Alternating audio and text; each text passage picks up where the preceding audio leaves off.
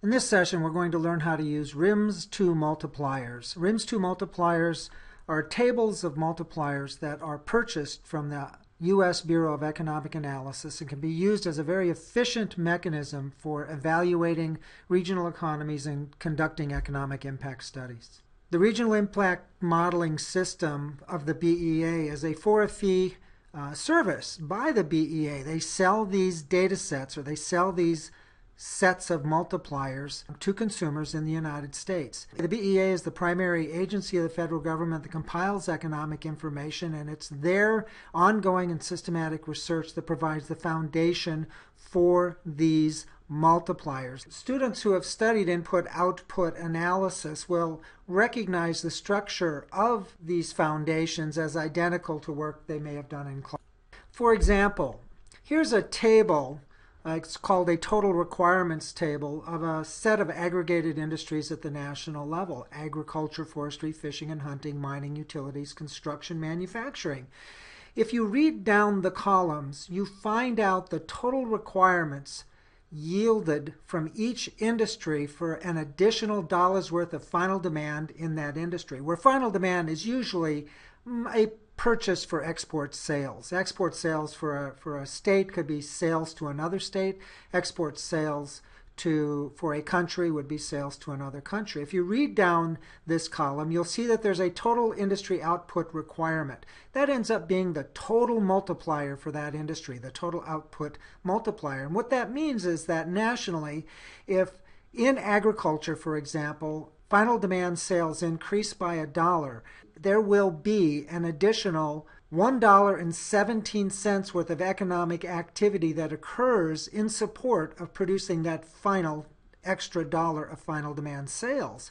You put it together and you get a total multiplier of 2.17. Or stated differently, for every dollar's worth of final demand increase in agriculture, the whole economy expands by $2.17.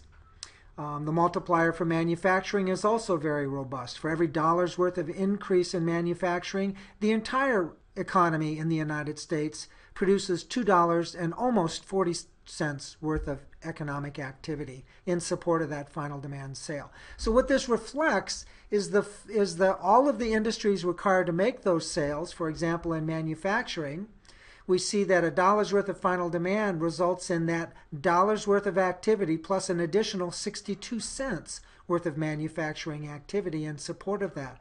It required or stimulated ultimately 17 more cents in all professional and business services. Nearly 10 cents worth of agricultural activity, nearly 17 cents or more than 17 cents worth of mining activity, and so on. And the sum of all of these items is the total multiplier, or in this case, the total industry output requirement.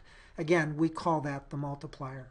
Here's a snippet of a table that you first get with the RIMS-2 multipliers, and it's organized by industry, and in this case, the data for the state of Iowa. And so we get the set of what are called final demand multipliers.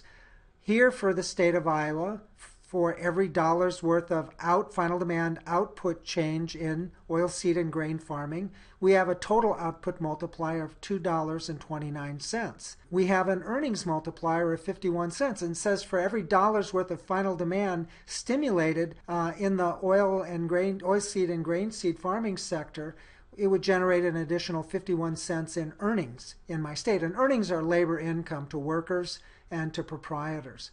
It would stimulate an additional 81 cents in value added. Value added is composed of earnings plus returns on investment, property incomes, plus indirect tax payments. So when we measure an economy, what we really measure is either the earnings that we get from working or the total value added that's generated from the output that's stimulated. These are the two standard measures that we use to gauge economic impacts, plus this third measure, which is the number of jobs. And the number of jobs, though it's not labeled here, are always per $1 million worth of output change. So $1 million worth of final demand output change in oilseed and grain farming would yield 11.7 jobs. For forestry and logging, it would yield almost 22 jobs. And you can see then that every industry has a different set of output multipliers.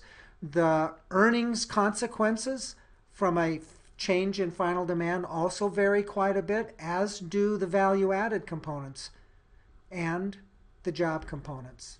Here we're going to look at the plastics products manufacturing industry, and we're going to look at all of the tables that are either given to us by the BEA when they produce the RIMS 2 tables, or a table that I produce that I derive from the BEA so that we have additional information. In this case, it's our plastics product manufacturing. It has an output multiplier of 2.044.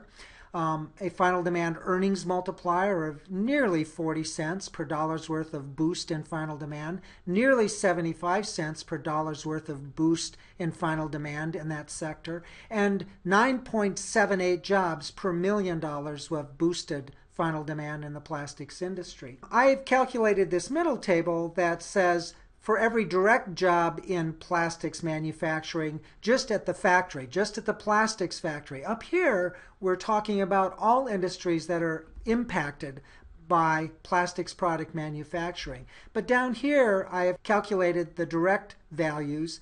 And in this case, per dollar's worth of new final demand output in plastics manufacturing required 15 cents worth of earnings to be paid out and supported 3.84 jobs. So these are the economic impact values that are associated with that particular firm, and these are the economic impact values that are associated with the total economy once everything multiplies through the economy. So the relationship between this and this ends up being your increment to your economic activity that's stimulated from boosting direct activity in this industry. And then finally we have what are called, they're called type 2, or I also call type total. They're both earnings multipliers and jobs multipliers. And these just simply say per dollar's worth of earnings, in this case the earnings multiplier in the plastics industry,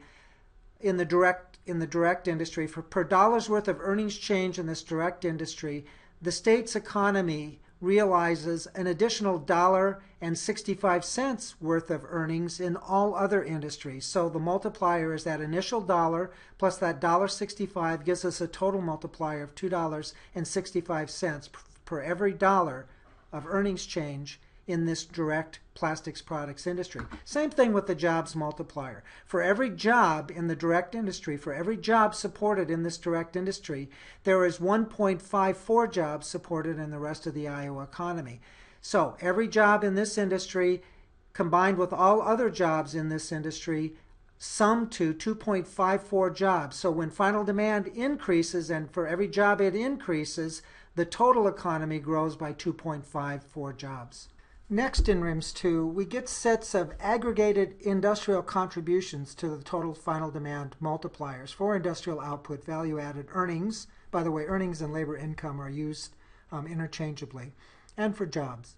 In this next table, the values are to be read from left to right, but they're the same kind of aggregated industry multipliers that many of you produced when you created your own total requirements table, your table of total multipliers for your counties. Yours read in columnar fashion. These read left to right in a row fashion. And so here, for example, are the impacts per industry reading across the rows, so that if I boosted a dollar's worth of other crop farming in final demand and other crop farming, you would have a total impact of $1.12 in this industry, agriculture, forestry, fishing, and hunting, 2.9 cents in utilities, nearly 1 cent of a total impact in durable goods manufacturing, 9.8 cents in non-durable goods manufacturing, 7 cents in wholesale, and so on and so on. The sum of these left to right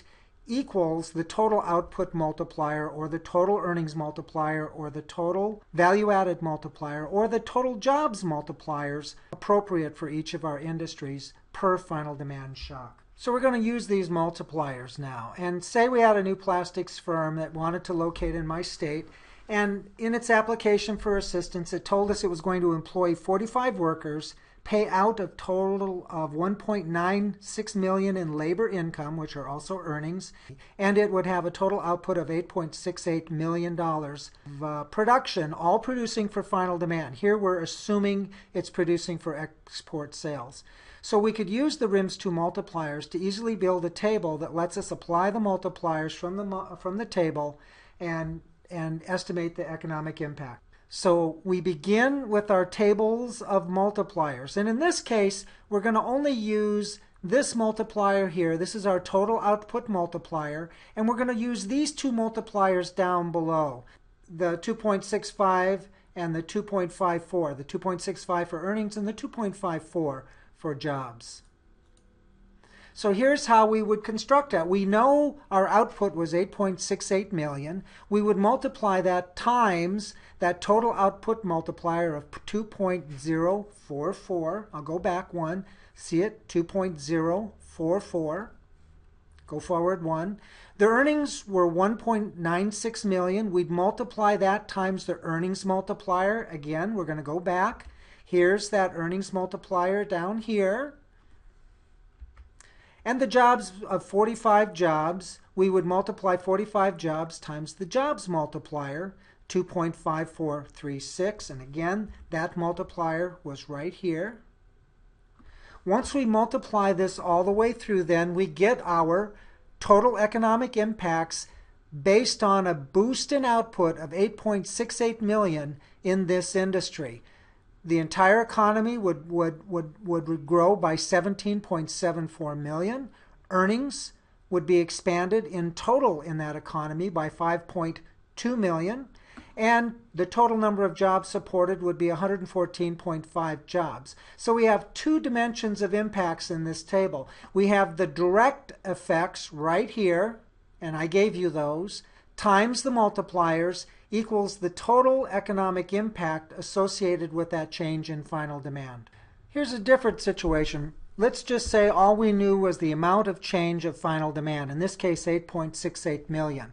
Well, we could just simply use that initial change in final demand to go back to our table and to figure out what our total economic impacts are.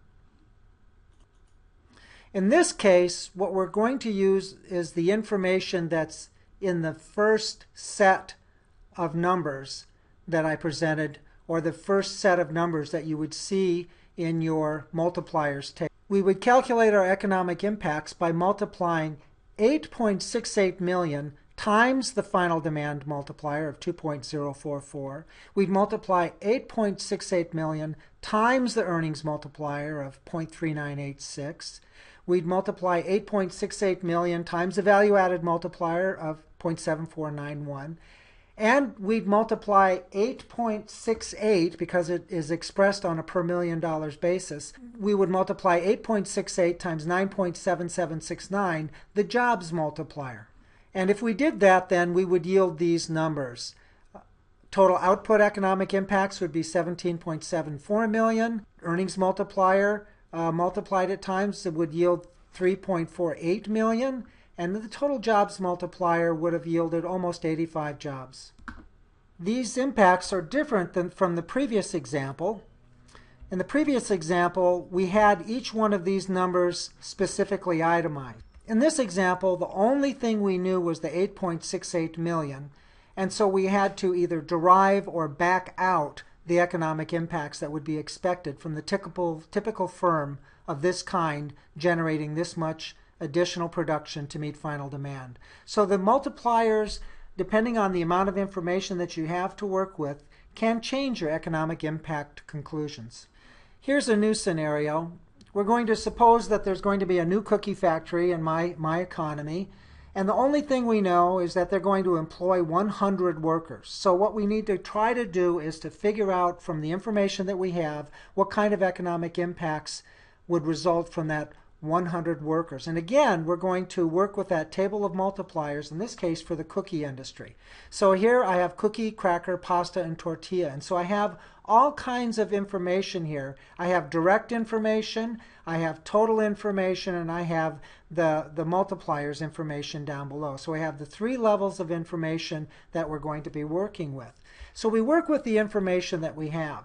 And the table tells us that there were 3.64 direct jobs per $1 million of direct cookie industry output. So all I needed to do to figure out what the expected direct output is for this industry was to take the 100 jobs and to divide them by 3.64, and that would equal 27.47 million in expected direct output in my industry. So I'm getting now my expected direct output that I can either use these multipliers or some other multipliers to find my answer. The table also tells us that we would expect per $1 million in direct output 0.143161 million in direct labor income. So now I have my direct output.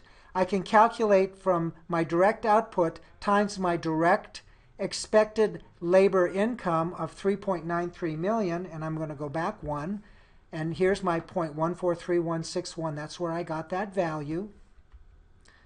And so there are 100 direct jobs, and I've now developed quite a bit of information about my economy. I've developed all of my direct values. My output was 27.4 million, and I can now use those total multipliers that are at the bottom of that table that I just showed you. I'm going to go back. 1, 2. I can now use these multipliers to complete my economic impact table. I have the output multiplier up here. That's what this is.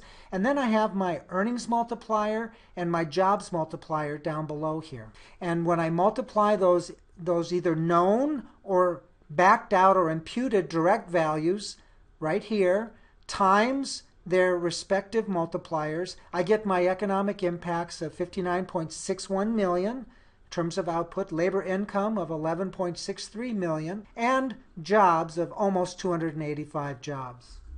Alternatively, I could have just used, remember when I backed out and found the 27.47 million of direct output change from the 100 jobs that they told us about? I could have multiplied that 27.47 million times each one of these multipliers. So I would have produced the output multiplier, 59.61 million, 27.47 million times the earnings multiplier right there, gives us 11.64 million, and that direct output or final demand change times, and that's in millions, times 9.76 jobs per $1 million of output would have yielded me 284 jobs, and that gave me exactly the same numbers as we had in the previous table.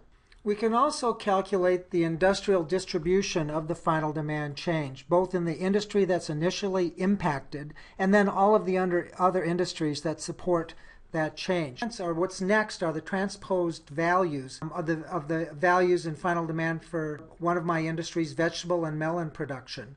These are the transposed values of what we just read or looked at up above that were read left to right. Here I've got them transposed from top to bottom just so that they fit on the page and we can look at all of the information. And we can see then what happens if we have a final demand change. We can see all of the individual multipliers. The output multiplier is 1.658.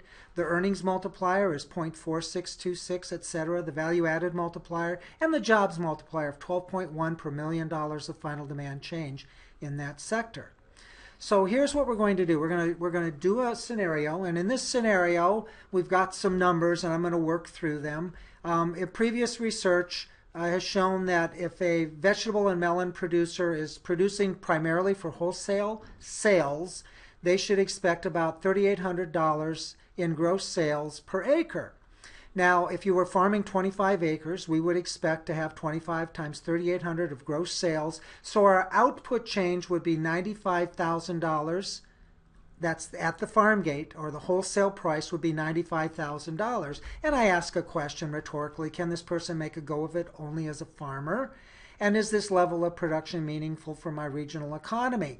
And I'm going to assume this is all net new productivity of the state and run it through the model. It's net new productivity because we're going to pretend as if the fruits and vegetables that are produced here are substituting for fruits and vegetables that we imported from California. So we ran that $95,000 in direct final demand change times each one of these individual multipliers.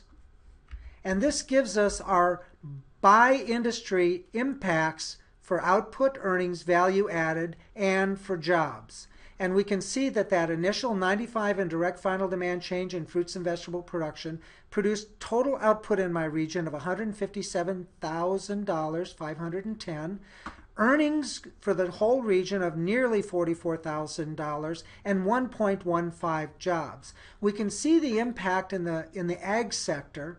It produced output of 102,000, earnings of 28,624, and supported 0.74 or 73/100ths of a job, or nearly 3/4 of a job. So these are our economic impacts.